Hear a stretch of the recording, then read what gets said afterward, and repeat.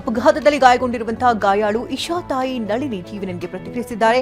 ಅಪಘಾತದ ಬಗ್ಗೆ ರಾತ್ರಿ 2 ಗಂಟೆಗೆ ವಿಷಯ ತಿಳಿದು ಮಕ್ಕಳು ಬಸ್ನ ಹಿಂದಿನ ಆಸನದಲ್ಲಿ ಕುಳಿತಿದ್ರು. ಇಬ್ಬರ ಕಾಲಿಗೂ ಪೆಟ್ಟಾಗಿದೆ ಎಂದಿದ್ದಾರೆ. ದುರಂತದಲ್ಲಿ ಬದುಕುಳಿದಂತಹ ಗಗನ ತಂದೆ ಸಿದ್ದರಾಜು ಟಿವಿ9ಗೆ ಪ್ರತಿಕ್ರಿಯಿಸಿದ್ದಾರೆ. ಬಸ್ನ ಕಿಟಕಿಗಳೇ ಓಪನ್ ಆಗ್ತಿರಲಿಲ್ಲ.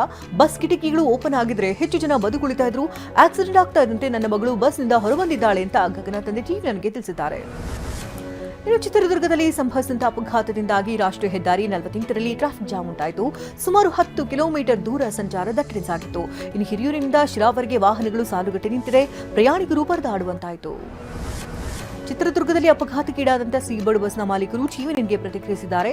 ನಮ್ಮ ಬಸ್ಗೆ ಒಟ್ಟು 29 ಜನ ಟಿಕೆಟ್ ಬುಕ್ ಮಾಡಿದ್ರು. ಅದರ ಪೈಕಿ 25 ಜನ ಗೋಕರ್ಣಕ್ಕೆ ಟಿಕೆಟ್ ಬುಕ್ ಮಾಡಿದ್ರು. ಅಪಘಾತದಲ್ಲಿ ಕೆಲವರು ಮೃತಪಟ್ಟಿರುವ ಮಾಹಿತಿ ಇದೆ ಅಂತ ಹೇಳಿದ್ದಾರೆ. ಚಿತ್ರದುರ್ಗದಲ್ಲಿ ಕೂದಲೇ ಅಂತರದಲ್ಲಿ ಮತ್ತೊಂದು ಘೋರ ದುರಂತ ತಪ್ಪಿದೆ. 42 ಶಾಲಾ ಮಕ್ಕಳಿದ್ದಂಥ ಬಸ್ಗೆ ಸೀಬರ್ಡ್ ಸ್ಲೀಪರ್ ಬಸ್ ಡಿಕ್ಕಿ ಹೊಡೆದಿತ್ತು.